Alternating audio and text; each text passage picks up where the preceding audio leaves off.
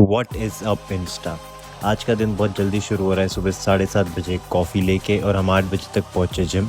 आज है हमारा बैक का वर्कआउट, जिसमें मोस्टली मैंने पूरी ओवरऑल बैक पे फोकस किया है। घर आए, पैकिंग की और आज हम निकल रहे हैं एक ट्रिप के लिए, क्योंकि आज है तुम्हारे भाई का बर्थडे।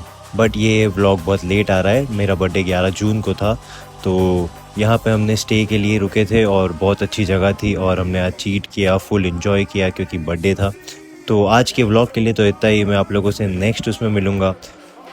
Thank you.